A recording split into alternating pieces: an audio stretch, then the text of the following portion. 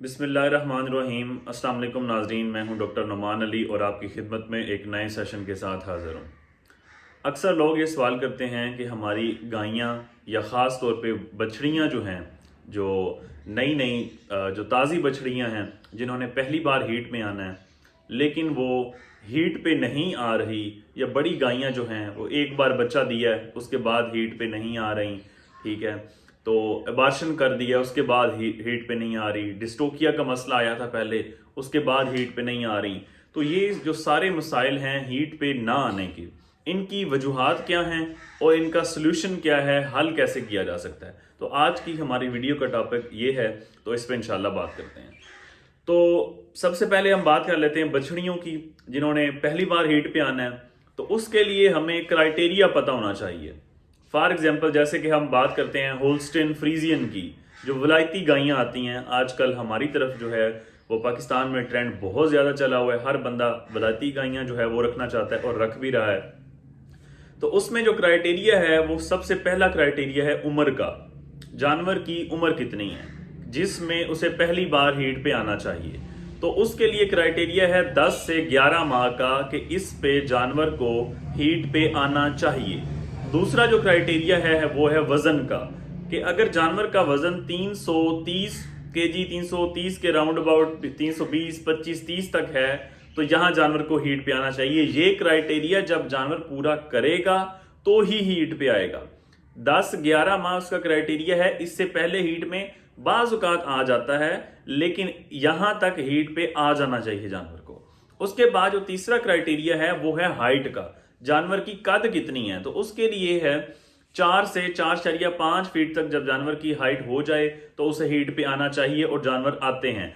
अगर आपका जानवर इनमें से किसी चीज को मतलब पूरा कर रहा है, कि उसकी उम्र 10 से 11 माह भी हो चुकी है, वजन जो है वो 320 से 30 केजी तक भी हो चुका है, और उसकी जो हाइट है वो भी इतनी आ चुकी है, 4 से 4.5 फीट हाइट हो चुकी है, तब आप बाकी जो हैं इश्यूज उनकी तरफ देखेंगे। सबसे पहले अगर इनमें से कोई इशू आ रहा है, कि अगर आपकी जानवर की अभी 10 से 11 माह एज नहीं हुई और पहले ही आपने ढिंढोरा पीटना शुरू कर दिया कि जी हमारा जानवर हीट पे नहीं आ रहा, तो भाई अभी आप जानवर को टाइम दें, उसकी उम्र पूरी होने दें हीट के लिए। दूसरे नंबर पे जानवर का वजन पूरा नहीं हुआ। वजन पूरा नहीं हुआ तो इसका मतलब यह है कि जानवर के जो बाकी आर्गन्स हैं, जो बाकी आर्गन्स का साइज है वो भी पूरा नहीं हुआ। फॉर एग्जाम्पल अगर जानवर का अभी जो रिप्रोडक्टिव ट्रैक्ट है, जहां पे यूट्रस है, जो रिप्रोडक्शन का सारा जहां पे मामला होना है, जो ओवरीज हैं, अगर उनका साइज ही नहीं पूरा हुआ तो जानवर हीट पे कैसे आएगा। तो जो वेट वाला क्राइटेरिया है वो आपने देखना है कि वजन अभी पूरा हुआ है या नहीं हुआ। इसी तरह इसी के साथ साथ वजन के साथ उसकी जो कद है वो भी पूरी हुई है या नहीं हुई। तो ये चीजें आपने देखनी है। अब यहां पे ये चीजें हमने तीनों देखी, हमने ये फैसला किया कि ये चीजें अभी जानवर की पूरी नहीं हुई, तब हमने इसे पूरी करनी है। अगर उसका उम्र पूरी नहीं हुई तो हमने वो उसकी पूरी होने देनी है। अगर हम ये देख रहे हैं कि उम्र पूरी हो गई है लेकिन वजन पूरा नहीं हुआ, तब हम वजन की तरफ जाएंगे कि वजन कैसे पूरा करना है। वजन पूरा होगा बैलेंस डाइट से, जो मुतवाजन खुराक है उससे पूरा होगा। हम देखेंगे क्या हमारी खुराक में कमी कहाँ पे आ रही है, क्या हमारी खुराक जो है वो प्रोटीन, एनर्जी, मिनरल्स, ये सारी जो चीजें हैं, कार्बोहाइड्रेट्स, फैट्स, ये सारी चीजें हमारी खुराक के अंदर पूरी हैं, जानवर की रिक्वायरमेंट के मुताबिक पूरी हैं या नहीं है। तो जो चीज जिसकी कमी होगी वो हम पूरी करेंगे।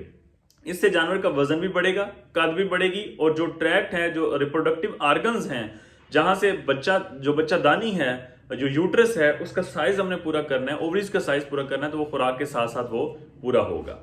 अच्छा, अब हम खुराक में क्या चीज दे सकते हैं जिसके साथ हमारे जानवर का वजन जल्दी बढ़े। उसमें हम कोशिश करें कि साइलेज खिलाएं। 5 से 10% जितना बॉडी का वेट है उसका 5 से 10% जो है सो डेली बेस पे साइलेज खिलाएं।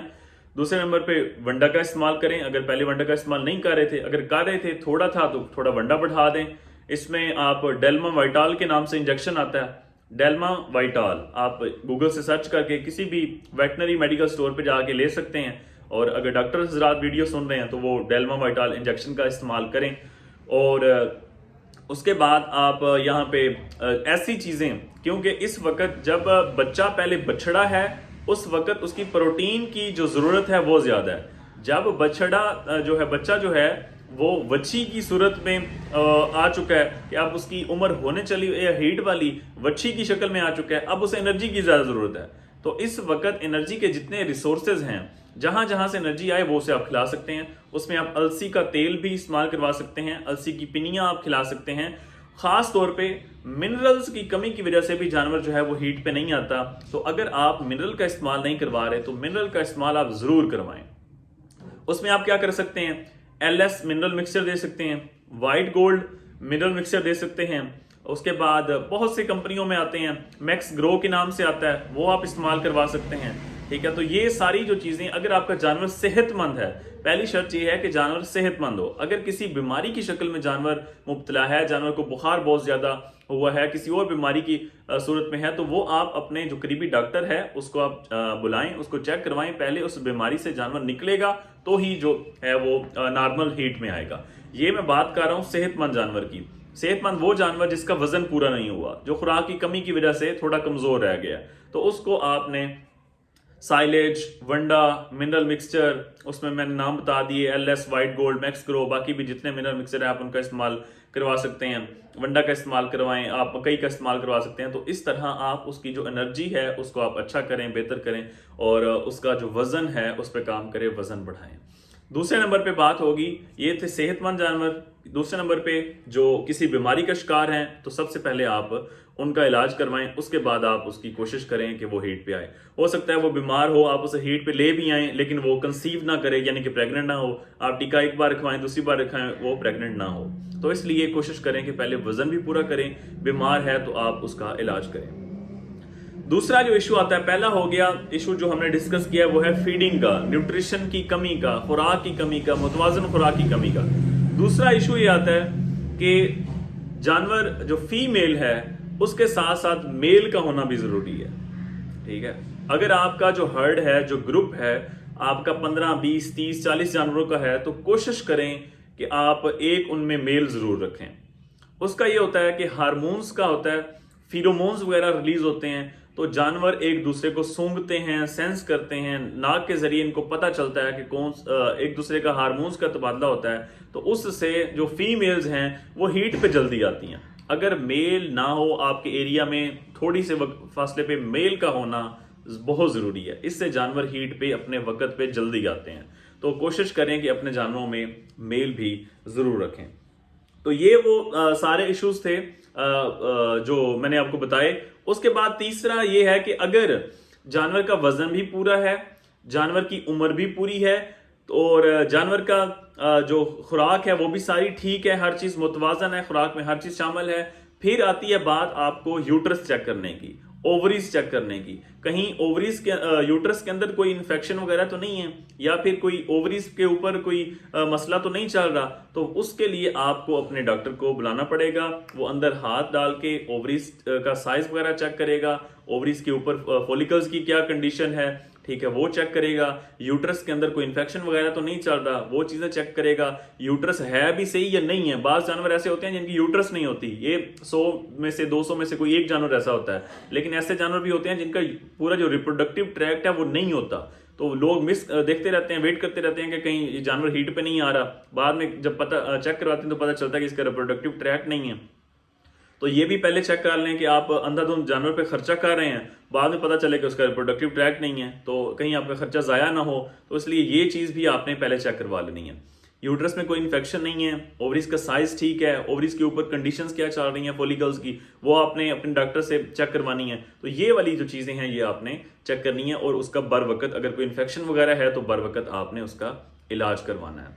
उसके बाद आता है, अगर ये सारी चीज़ें ठीक हैं फिर भी जानवर हीट पे नहीं आ रहा, अब क्या करें? तो उसके लिए एक टर्म है सिंक्रोनाइजेशन प्रोटोकॉल की। उसमें 2 इंजेक्शन हैं जिनका इस्तेमाल है, लेकिन एक खास वक्फे के साथ खास टाइम पे आपने उसका इस्तेमाल करवाना है, उससे इंशाल्लाह आपका जानवर जरूर हीट में आ जाएगा। अब वो प्रोटोकॉल क्या है, वो इंजेक्शन क्या है?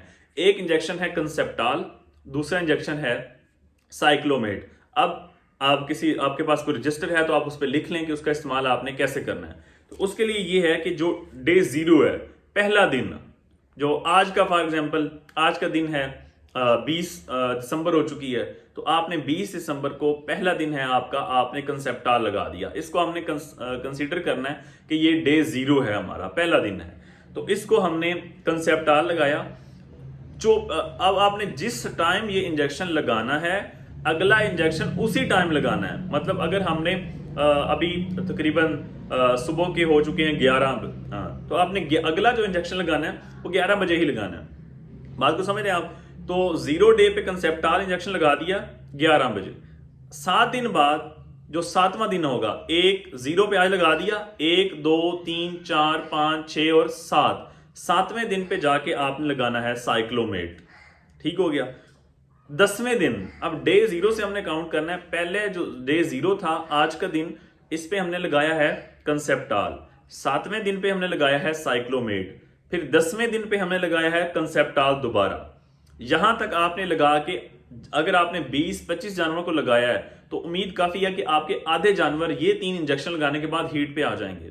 जो जानवर हीट पे आ जाएं, आप उन्हें क्रॉस करवा दें, आप उन्हें जो इंसेमिनेशन है, टीका रखवाना है, आप वो रखवा दें। ये है डबल ओवरसिंक का प्रोटोकॉल।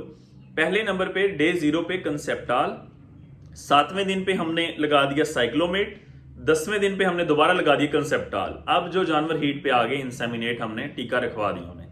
अब जो 10वें दिन के बाद, इस 10वें दिन से 7 दिन बाद, जो ये 10 दिन हो गए पूरे, अब इससे आगे 7 दिन बाद हमने लगाना है कंसेप्टाल। फिर 7 दिन बाद दोबारा हमने लगाना है साइक्लोमेट। ठीक हो गया। अब इसके 56 घंटे बाद हमने दोबारा लगाना है कंसेप्टाल। ठीक हो गया। इसके 16 घंटे बाद चाहे जानवर जिस कंडीशन में है, आप उसे टीका रखवा दें। उसे कहते हैं टाइम्ड AI। इस वक्त आपने टीका रखवा देना है। एक बार मैं दोबारा आपको पूरा प्रोटोकॉल बता देता हूं। डे 0 पे हमने लगाया कंसेप्टाल, 7वें दिन पे हमने लगाना है साइक्लोमेट, 10वें दिन पे हमने दोबारा लगाना है कंसेप्टाल। ये एक प्रोटोकॉल हो गया। ये जो पूरा प्रोटोकॉल है इसका नाम है डबल ओवरसिंक। इसमें हमने जो जानवर हीट पे आएंगे इसके बाद, वो हमने इंजेक्शन रख देना है, टीका रख देना है, जो भी जानवर हीट पे आएंगे। ये दिन मुकम्मल हो गए। अब ये जो आखिरी दिन था 0 7 10, इस 10 से आगे 7 दिन बाद हमने दोबारा उसे लगाना है कंसेप्टाल। फिर 7 दिन बाद हमने दोबारा लगाना है साइक्लोमेट। फिर हमने 56 घंटे के बाद हमने लगाना है कंसेप्टाल। फिर इसके 16 घंटे बाद, टाइम का आपने पाबंदी जरूर करनी है, 16 घंटे के बाद, आखिरी इंजेक्शन के 16 घंटे बाद आपने उसे टीका रखवा देना है, आर्टिफिशियल इंसेमिनेशन, या जानवर से अगर आपने लगवाना है तो वो आपने लगवा लेना है। इंशाल्लाह आपका जानवर जरूर प्रेग्नेंट हो जाएगा। तो ये वाला जो प्रोटोकॉल है डबल ओवरसिंक का, इंशाल्लाह जो नेक्स्ट वीडियोस होंगी उसमें जो मुख्तसर प्रोटोकॉल्स हैं 2-3 इंजेक्शन वाले, वो भी मैं आपके साथ शेयर करूंगा। तो आज के लिए इतना ही कि जानवर, वछियां खास तौर पे, या बाकी जो दूसरे जानवर हैं, अगर वो हीट पे नहीं आ रहे तो वो क्यों नहीं आ रहे? फीडिंग का इश्यूज हो सकता है, कोई और बीमारी हो सकती है, यूट्रस में कोई इन्फेक्शन हो सकता है, ओवरीज की कंडीशन क्या चल रही है वो आपको देखनी पड़ेगी। तो ये सारी चीजें जो हैं ये आप ऑब्जर्व करें, उसके बाद जो आपका सोल्यूशन है वो मैंने आपको बता दी है, वो आप फॉलो करें और इंशाल्लाह आपको फायदा होगा। बहुत शुक्रिया।